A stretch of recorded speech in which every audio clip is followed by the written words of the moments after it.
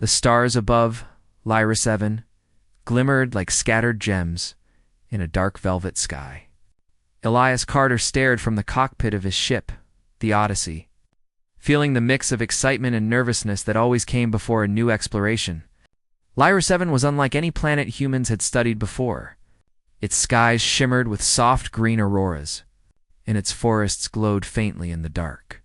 Filled with creatures that seemed more light than matter, Elias had trained for years for this mission, but nothing could have prepared him for the overwhelming beauty of the planet. He adjusted his helmet and stepped out onto the soft, luminous grass, immediately noticing the way it reacted to his touch. The plants shifted their colors slightly as he brushed his hand across them, as if acknowledging his presence. He smiled. Humans had a way of connecting with the world around them, and he hoped that connection would help him understand Lyra-7. From above, the Luminae observed him. They were tall, elegant beings with translucent skin that reflected the light of their world, and eyes that glowed with a soft inner radiance. Seraphina, one of the planet's leading scientists, watched Elias with careful curiosity. Humans were unusual visitors. While others came with rigid procedures and technological superiority, Elias moved with wonder and attention. Noticing details that most beings ignored, Seraphina had been trained to observe. Not to feel, but she could not ignore the small acts of care that Elias displayed. He crouched to untangle a small glowing vine that had wrapped itself around a rock. When he did, he whispered softly, "There you go. Don't worry, little one." To the Luminae, words like that were unnecessary. The creatures communicated without them. Yet the emotion in his voice was undeniable. Her curiosity grew. She floated closer, unseen, her radiant form blending with the light of the forest. Humans were different. Their emotions were strong and visible. They were unpredictable, but in a way that was fascinating. She wondered why she felt a strange warmth as she watched him. It was confusing an emotion she was not trained to experience. Elias wandered deeper into the forest, documenting the plants and animals with a mixture of scientific tools and simple observation. He reached a glimmering lake that reflected the sky like a mirror. Small creatures, part plant and part animal, hovered above the water, moving in patterns he had never seen.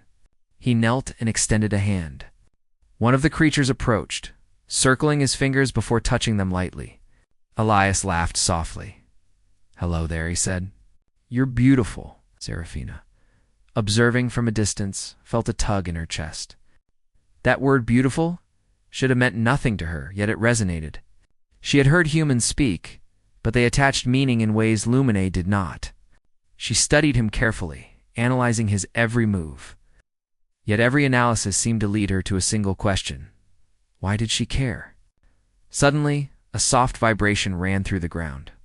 Elias's attention shifted immediately. "That's unusual," he murmured, moving toward the source. Seraphina followed silently, her form blending with the glowing environment. The vibration increased as they approached a grove where the trees formed a natural dome. Within, a cluster of bioluminescent plants were struggling to maintain their glow, as if something was disturbing their energy. Elias crouched again, examining the plants. "The energy flow is off," he said, scanning the roots with a handheld device. "I think a storm underground is affecting them." Seraphina floated closer, her curiosity overriding her usual caution. She observed him work, fascinated by his method. Humans did not rely only on logic. They relied on intuition and sometimes instinct. Elias touched the roots gently, listening to the hum of energy through his fingertips. Then, with careful guidance, he rearranged a few stones and applied small amounts of water from his pack. The plants pulsed brighter, their glow returning. Seraphina felt a wave of something unfamiliar. Relief? Happiness? Perhaps both. The Luminae considered intervention without logic to be reckless, yet Elias's actions had healed the grove without a single misstep. She realized she admired his humanity, not just the kindness he showed, but the way he trusted his instincts. "You did that with your hands?" she asked, unable to suppress her curiosity. Elias looked up, surprised to see her. "Oh, I didn't know anyone was here," he said warmly. "I'm Elias. Are you?" Serafina hesitated. Naming herself was not common practice for Lumine when interacting with humans. Yet something in his friendly tone encouraged her. "I am Serafina," she said softly. "Serafina," he repeated, as if tasting the sound. "It's nice to meet you." The word carried more warmth than she expected. She found herself floating closer. "You do not follow the usual procedures," she noted. "Most humans are careful, rigid. You are different." Elias smiled. "I guess I like to learn by feeling things, not just reading them, I think. I like to understand with my heart, too." Her chest felt tight at his words. Heart. Such a simple word, but it seemed to resonate across species, across worlds. She wanted to understand that part of him, the part that made him so human. Hours passed as they explored the grove together. Elias pointed out creatures, gently interacted with them, and described his thoughts and feelings. Serafina began to ask questions, not as a scientist, but as someone trying to understand him. She discovered that his empathy was not a weakness, it was a strength. It allowed him to see the living world in ways she never could. A soft chime interrupted their work. A nearby panel lit up, signaling a small storm approaching the planet's northern region. Elias frowned. If the storm hits that area, it could disrupt the energy flow for the larger ecosystem. Serafina hesitated. "It may be dangerous." The usual response is to wait for the storm to pass. Intervention is illogical. Elias shook his head. "Sometimes we have to trust more than logic." He extended his hand to her. "Will you help me?" She looked at him. Lumine were trained to avoid unpredictability, to follow only what was safe. Yet the pull she felt, the curiosity, the warmth, was impossible to ignore. She reached out. "I will try," she said. Together, they moved to the storm-threatened area. Elias guided her to position protective barriers around sensitive plants. Serafina realized that working with him required a different kind of awareness. She had to feel the environment as he did. At first it was uncomfortable, but soon she began to notice subtle patterns. Small signs that the storm's energy could be redirected. Hours later, the storm passed, leaving the area intact. The plants shimmered brightly, stronger than before. Elias looked at Serafina and grinned.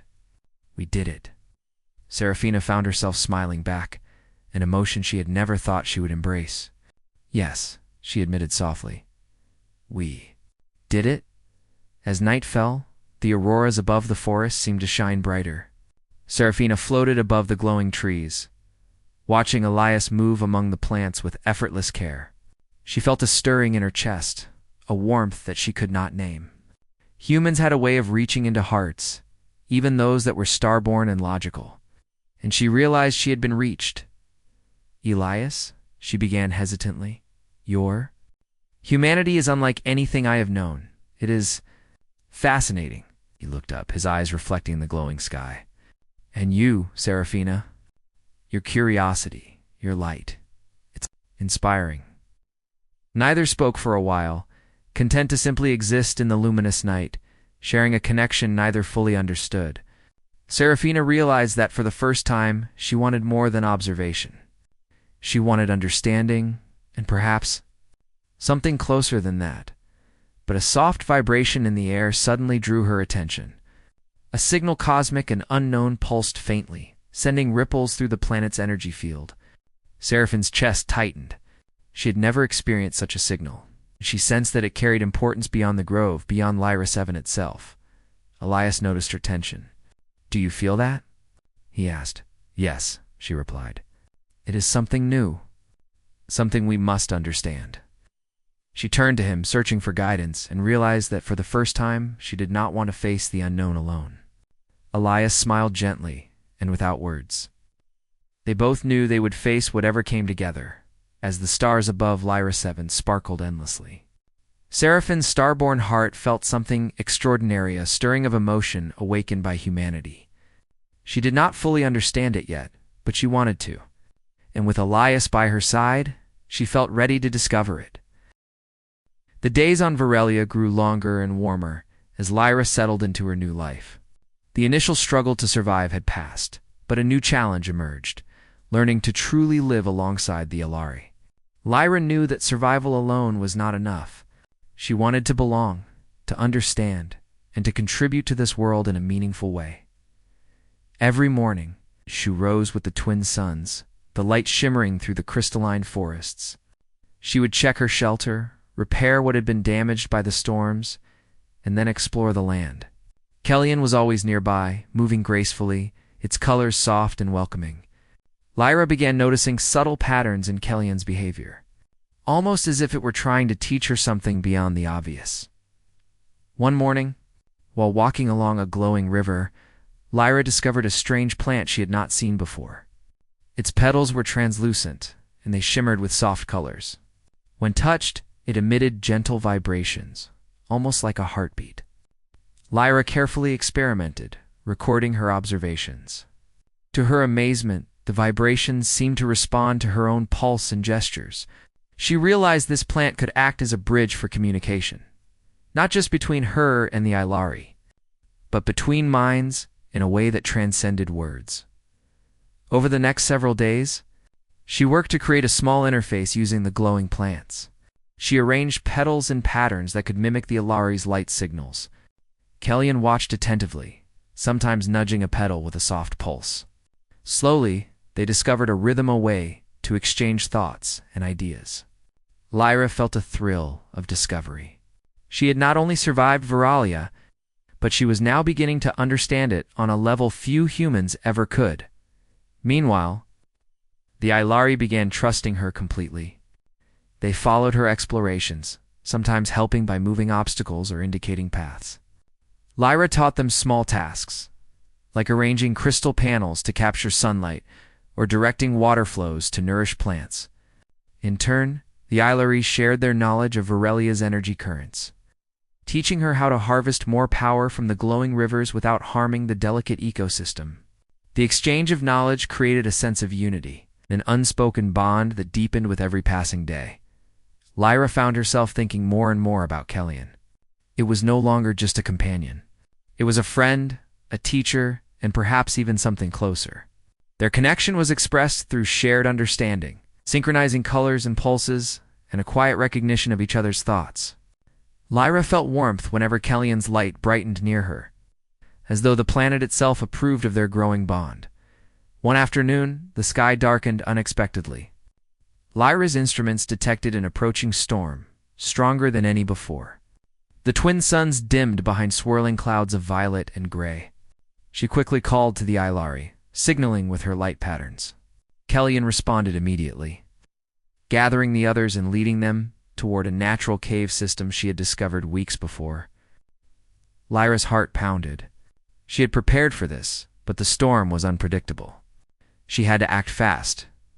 Working together, they reinforced the cave's entrances with crystal fragments and vines, creating a stable shelter. When the storm arrived, it was like nothing Lyra had experienced.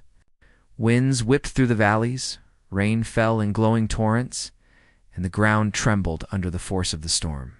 Yet inside the cave, Lyra felt safe, surrounded by the Ilari and Kellyan's calming light. They pulsed in harmony, silent reassurance that they were all in this together. After hours of howling wind and glowing rain, the storm passed.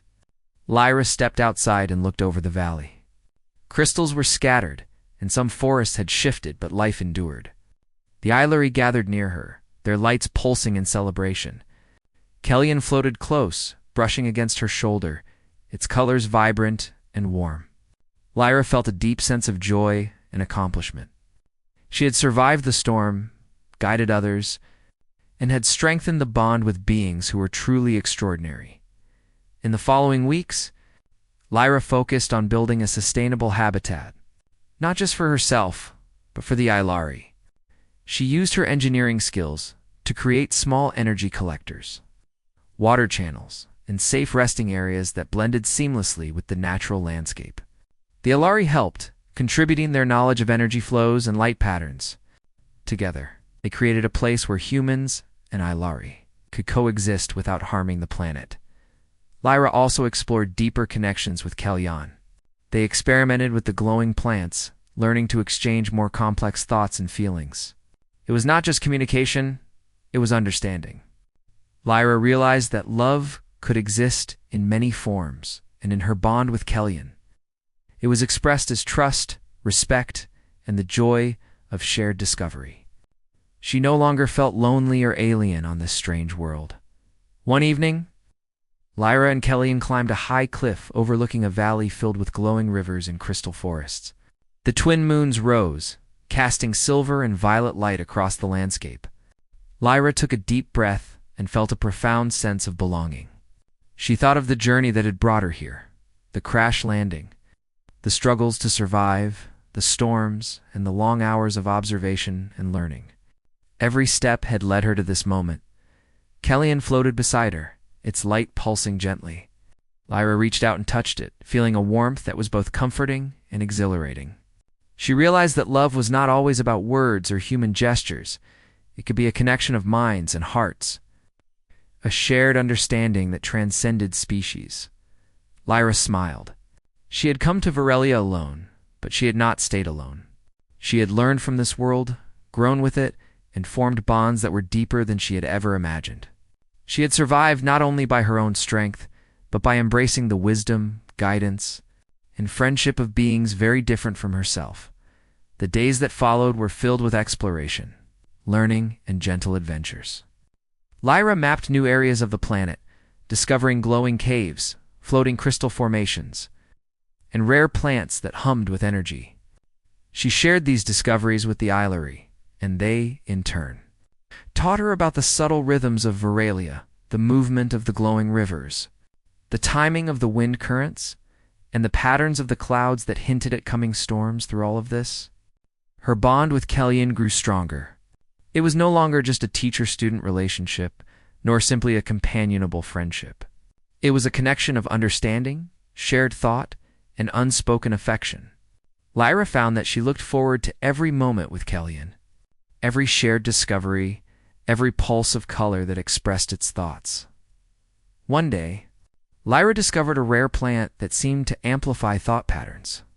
When she placed her hands on its petals, she felt a rush of insight, ideas flowing freely, almost as if the plant could read her mind and enhance it. Kellyan mirrored her excitement, its lights pulsing in a rhythm that matched her heartbeat. Together, they experimented, creating intricate patterns of light and energy that communicated feelings, ideas, and dreams. It was in that moment that Lyra realized the full meaning of her journey. She had not just survived Varelia, she had learned to thrive, to connect, and to love. She had built a home, created bonds, and discovered that life, even on a strange and alien world, could be rich, vibrant, and deeply fulfilling. As the twin moons rose once more over the glowing rivers, Lyra and Kellyan stood on a cliff, watching the land stretch out beneath them. The planet shimmered with light, and the gentle hum of the glowing forests filled the air. Lyra knew that this was only the beginning. There would be more storms, more challenges, and more discoveries, but she was ready. She had found not only survival, but a home, a companion, and a connection that transcended the boundaries of species. Lyra whispered softly, almost to herself, "This is my world now. I am part of it, and it is part of me. And together, we will face whatever comes next." Kellyan floated closer, its colors shining brightly. In its own way, it seemed to echo her words, a promise of companionship, trust, and the quiet power of love. Lyra smiled, feeling a warmth in her chest that went beyond happiness. She had survived, she had learned, and she had won something far greater than mere survival. She had won connection, understanding, and love. And as the light of the twin moons reflected off the crystalline forests, Lyra felt a sense of peace, unlike any she had known. On this strange and wondrous world, she had found not just life, but meaning. And in that meaning, she had found joy.